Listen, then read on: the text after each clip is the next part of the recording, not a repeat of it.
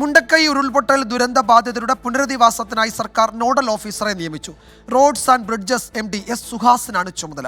അതേസമയം സ്വന്തം നിലയിൽ വീട് നിർമ്മിക്കുന്നവർക്കായുള്ള തുക വർദ്ധിപ്പിക്കുന്ന കാര്യം പരിഗണിക്കണമെന്ന് അമിക്കസ് ക്യൂറി ആവശ്യപ്പെട്ടു.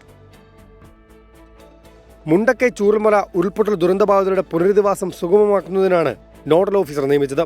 ടൗൺഷിപ്പ് രൂപകൽപ്പന ചെയ്ത കിഫ്കോൺ, നിർമ്മാണം നടത്തുന്ന ഊരാളുങ്കൽ ലേബർ കോൺട്രാക്ട് സൊസൈറ്റി എന്നിവരുടെ ഏകോപനം നോഡൽ ഓഫീസർക്കായിരിക്കും. നിലവിലുള്ള സ്പോൺസർമാരുടെ ഏകോപനം, പുതിയ സ്പോൺസർമാരെ കണ്ടെത്തൽ, പണലഭ്യത ഉറപ്പാക്കൽ തുടങ്ങിയ ഉത്തരവാദിത്തങ്ങളും നോഡൽ ഓഫീസർ നിറവേറ്റണം. ഇതിനിടെ സ്വന്തം നിലയ്ക്ക് വീട് നിർമ്മിക്കുന്നവർക്കായുള്ള തുക വർദ്ധിപ്പിക്കുന്ന കാര്യം പരിഗണിക്കണമെന്ന് അമിക്കസ് ക്യൂറി ഹൈക്കോടതിയിൽ ആവശ്യപ്പെട്ടു. 15 ലക്ഷം രൂപ അപര്യാപ്തമാണെന്നും 40 മുതൽ 50% വരെ വർധനവ് വേണമെന്ന ആവശ്യം പരിഗണിക്കണമെന്നും അമിക്കസ് ക്യൂറി ഹൈക്കോടതിയെ അറിയിച്ചു. അതേസമയം വയനാട്ടിലേത് പ്രകൃതി ദുരന്തമാണെന്നും മനുഷ്യനിർമ്മിതമല്ലെന്നും ഹൈക്കോടതി ചൂണ്ടിക്കാട്ടി. തുകയെത്ര വേണമെന്ന് സർക്കാരിനോട് ദുരന്തബാധിതർക്ക് ആവശ്യപ്പെടാനാകില്ല. മനുഷ്യത്വത്തിന്റെ അടിസ്ഥാനത്തിലാണ് പുനരധിവാസ പ്രവർത്തനങ്ങൾ നടക്കുന്നത്. സർക്കാരിന്റെ നിർബന്ധിത ഉത്തരവാദിത്തമായി കാണരുതെന്നും കോടതി വ്യക്തമാക്കി.